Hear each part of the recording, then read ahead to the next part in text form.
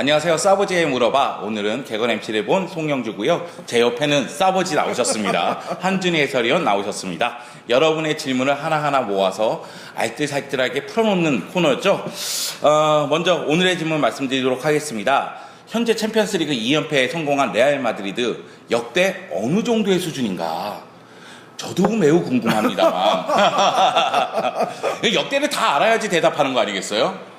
역대를 알아도 네. 또 이제 관점의 차이라든가 여러 가지 기준의 차이가 존재할 수 있기 때문에 예를 들어서 우리가 항상 뭐 최고의 팀 할 때 꼭 나오는 팀 어디 있습니까? 1970년 브라질 월드컵에서의 브라질 뭐 이런 국가대표팀이 나올 수도 있잖아요. 뭐 헝가리도 있고 예를 들어 네. 스페인도 있을 거고 등등. 그런데 이제 클럽으로 과연 한정을 할 것인가 그거부터 정해야 되고요. 그리고 이것도 정해야 될 것 같아요. 클럽으로 만약에 한정을 한다면 남미까지 할 것인가 유럽만 또 할 것인가. 예를 들어 남미까지 하게 되면은 산토스 있지 않습니까? 펠레 선수가 네. 뛰던 사실 이 산토스 이 펠레 산토스 요 시대가 디스테파노 푸스카스의 레알 마드리드 시대와 좀 맞물리는 네, 면이 겹치죠. 없지 않아 있기 때문에 만약 두 팀이 정말 진짜 승부를 펼치는 뭔가 그런 무대가 있었다면 또 어떻게 됐을까? 이거 사실 뭐 우리가 상상 속에서 실험할 뿐이지 뭐 알 길은 없지 않습니까? 네. 뭐 산토스라든가 또 뭐 1940년대 리버 플레이트라든가 뭐 지코 선수 있었던 플라멩고라든가 이런 팀들도 이제 역대 레벨의 팀들로 꼽힐 만한데 그런데 이제 이런 남미를 또 포함을 시킬 건가? 그러니까 그것부터 정해야 돼요. 일단 국가대표팀과 다 합해서 할 것인가? 클럽만 한다면 남미까지 다 통칭할 것인가? 아니면 이제 유럽 클럽만 할 것인가인데 제 생각에는 일단 국가대표는 제외하겠습니다. 네. 국가대표까지 하면은 너무 이제 좀 광범위해지니까. 그리고 약간 기준도 달라지지 않습니까? 그래서 국가대표 제외하고 클럽만 하는데 남미까지 다 할 경우에라도 탑7 안에는 들어갈 것 같고요. 탑7 안에 이미 들어갔습니다, 여러분. 그리고 유럽만으로 한다면 탑5 안은 들어갈 것 같습니다. 유럽만으로 탑5 안에 들어갔습니다. 스페인만 하더라도 그러니까 이제 그렇죠. 유럽 5연패 레알 마드리드가 들어가야 될 거고 여기에 이제 과르디올라 시절에 또 바르셀로나가 들어가야 될 거고 아마도 요한 크루이프 토탈 풋볼 시절에 아약스가 있을 겁니다. 챔피언스리그 3연패를 했던 근데 그 이후에 3연패 했던 바이에른 뮌헨에게는 굉장히 죄송하지만 어쨌든 아약스가 들어가야 될 거고 그리고 이제 아마 한 팀은 아리고 사키 감독 당시에 AC 밀란. 밀란. 당시에 또 축구적으로 여러 가지 혁명이 있었고 바레시 말디니 같은 수비수에다가 또 오렌지 삼총사가 있었고 등등 좋았던 시절의 밀란이 아마 포함이 돼야 될 것 같은데 여기서 아마 지금 지단 감독의 레알 마드리드가 이들 사이에 끼지 않을까. 거의 역대급 팀하고도 어깨를 나란히 할 수 있는 수준이다. 여기서의 이제 순위는 그거는 좀 이제 관점의 차이가 있고 또 지단 감독의 팀은 제 생각에는 지금 현재 진행형 아닙니까? 네. 그리고 사실 오늘 새벽에 엘 클라시코 2차전 경기를 지금 보고 왔는데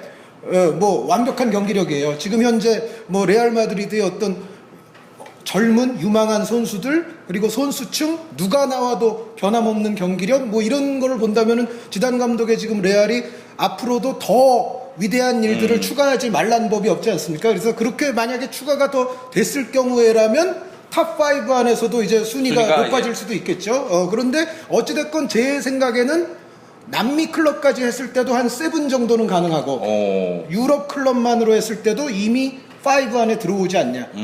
물론 이제 이런 반론은 좀 있을 수는 있어요. 예를 들어 70년대 아약스라든가 6, 70년대 아약스죠. 그리고 사키 감독의 밀란이라든가 또 과르디올라 감독의 바르셀로나라든가 이러한 팀들은 공통적으로 뭔가 축구적인 혁명 같은 거를 또 이끌었던 센세이션을 그렇죠. 그런 어떤 전술사적인 부분에 있어서는 보다 좀 더 높은 점수를 받을 수는 있겠습니다만 그런데 이제 축구라는 게 예를 들어 감독을 분류할 때도 맨 매니지먼트를 정말 잘하는 유형의 명장이 있고 예를 들어 알렉스 퍼거슨 감독 같은 그리고 이제 전술적 혁명가 리누스 미켈스 감독 같은 또 전술적 혁명가 계열이 있고 이렇듯이 위대한 클럽을 논할 때에도 뭐 혁명을 했다고 해서 이런 클럽만 위대한 클럽이냐라고 하기는 좀 곤란할 것 같아요. 제 생각에는 어떤 전술사적 혁명까지는 아니더라도 굉장히 좋은 축구를 상당 기간에 걸쳐서 보여준 팀은 충분히 들어갈 자격이 있다는 생각이고 또 감독에 있어서도 예를 들어 알렉스 퍼거슨 감독은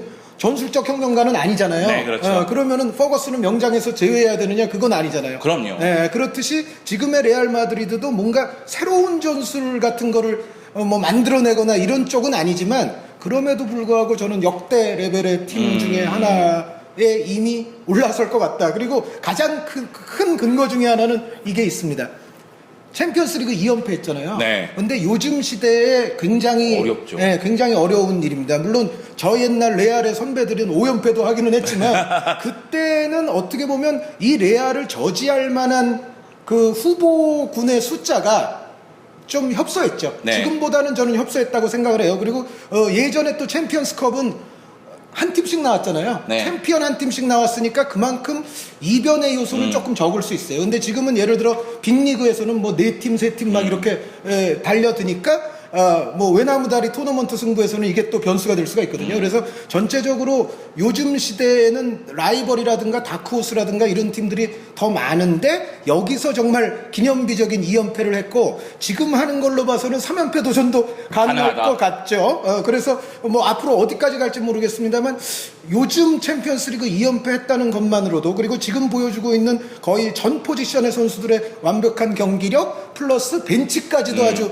무시무시하고 여기에 젊은 유망주들로 이제 세대 교체도 잘 가고 있잖아요. 이 바르셀로나와의 지금 차이가 벌어지는 이유가 그거죠. 어떻게 보면 바르셀로나는 내일을 바라보지 않고 오늘을 위한 축구를 좀 너무 오래 했어요.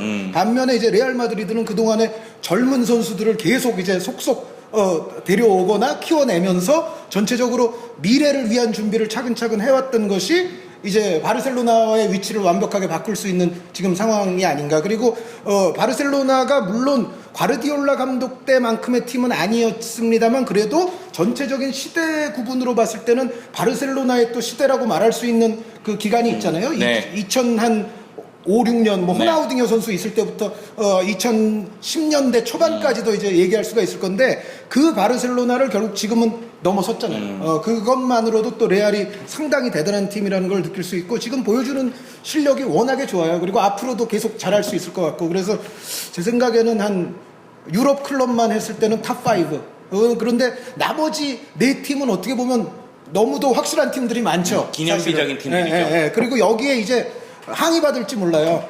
아까 말씀드렸던 바이에른 뮌헨, 네. 그리고 리버풀, 네. 뭐 유럽 클럽들 중에서도 더 이 자리를 이제 노릴 수 있는 후보들이 분명히 존재하는데 어찌됐건 제 생각에는 한 탑5가 충분히 가능하고 남미 클럽까지 하더라도 7 정도 가능하다. 현재만으로도. 그럼 질문이 있는데 레알 마드리드 역사상 최고의 팀이 될 가능성은 충분하다고 봐도 될까요? 그렇죠. 그러니까 아직까지는 제 생각에는 그래도 그 5연패 전설적인 원조 갈락티코스 아닙니까? 푸스카스, 레몬 코파, 뭐 디스테파노, 뭐 등등 뭐 나중에 아만시오 같은 선수도 있고 이 팀을 지금 상황에서 완전히 넘었다고 얘기하기는 좀 곤란하겠지만 만약에 챔피언스리그 3연패를 한다. 그럼 예전 5연패, 지금 3연패 비교하면은 여기서부터는 이제 어떻게 될지 또 모르거든요. 여기다 트래블을 한다. 이러면 그렇죠. 아직 완전히 레알이 넘었을 이제, 수 있는. 레알이 아직 트래블이라는 또 그런 기록이 없기 때문에 이제 그런 부분까지도 만약에 충족이 된다면 그 예전의 선배들을 넘어설 가능성 충분한 그 잠재력도 있다라는 생각이 있어요. 그래서 어찌됐건 이미 굉장히 높은 위치다. 네. 탑5 가능하고 산토스, 리버플레이트 등 들어와도 7은 가능하지 않겠나. 네. 근데 이건 바이에른 뮌헨과 리버풀에서 상당히 이게 날아올 가능성이 있습니다. 그럼요. 바이에른 뮌헨 팬들이 지금 리베로를 무시하는 거야? 왜냐하면 바이에른 뮌헨도 3연패를 했기 때문에. 그럼요. 하지만은 지금 상황에서 봤을 때 그리고 사버지의 시선으로 봤을 때 레알 마드리드는 가능성이 더 많기 때문에 더욱더 높은 곳으로 올라갈 수 있기 때문에 좀 더 높은 곳에서 평가를 했던 것 같습니다. 그리고 정말 단기간이지만 지단 감독도 정말 대단한 거죠. 대단한 거죠. 사실 다만 지단 감독에 대한 평가는 약간 유보적일 수밖에 없는 것이 기간이 너무 짧아요 지금. 근데 너무 짧은데 너무 많은 너무 우승 많은 걸 트로피를 했어요. 지금 만약에 이제 클럽 월드컵 우승하게 되면 올 시즌 5관왕 지금 아주 목전에 둔 상태 아닙니까? 그래서 정말 많은 걸 했는데 만약에 과르디올라 감독도요 그 6관왕 했잖아요 첫 시즌에 그것만 하고 만약에 뭐 한 1년 후에 또 바르셀로나를 떠났다.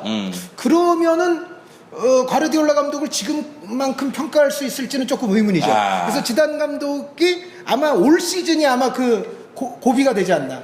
올 시즌만 만약에 잘 보낸다면 지단 감독 자신도 아마 감독계 역사에 있어서 아주 저 높은 위치에 급속도로 올라갈 수도 있지 않겠나라는 생각을 합니다. 예, 한 가지 좀 궁금한 점이 있는데 레알 마드리드가 사실 여름 이적 시장에서 갈라티코 정책이라고 해서 스타를 영입했을 때보다 오히려 지난해 여름이나 이번 여름이나 스타가 아닌 선수들을 영입했음에도 불구하고 성적은 더 좋아지는 듯한 느낌이 들거든요. 그 워낙에 이제 벤치가 아주 두꺼워졌고 그리고 말씀드렸던 대로 누가 나와도 예를 들어 지난번 엘클라시코 1차전에서는 이스코 선수를 활용하면서 이제 앞에 투톱 네. 그리고 이제 2차전 같은 경우에는 아센시오 바스케스를 활용하면서 4-3-3의 모양. 지금 사실 호날두 선수나 베일 선수가 나왔을 때는 예전 같은 확실한 4-3-3 모양은 잘 안 나와요. 그쵸. 그러니까 호날두 선수도 예를 들어 포워드처럼 올라가고 베일 선수도 뭔가 그게 좀 더 편할 것도 같고 그래서 그런데 4-3-3을 쓸 수도 있단 말이죠. 아센시오 바스케스가 있으니까. 네. 그래서 지금 레알이 갖고 있는 이 선수들이 거의 뭐 포지션별로 더블 스쿼드가 완벽하게 되는 데다가 워낙에 좋은 선수들이 이렇게 많기 때문에 사실은 포메이션에서도 유연성과 다양성을 자동적으로 가져갈 수가 있거든요. 그래서 지금의 이 레알을 과연 누가 꺾을 수 있을지도 네. 상당히 관심거리가 아닐 수가 없습니다. 네. 이 정도면 여러분의 질문에 정말 확실한 대답이 되지 않았을까 생각을 합니다. 간단한 질문이었는데 굉장히 복잡하면서 자세하게 설명하는 사보지의 능력을 여러분은 확인하셨습니다.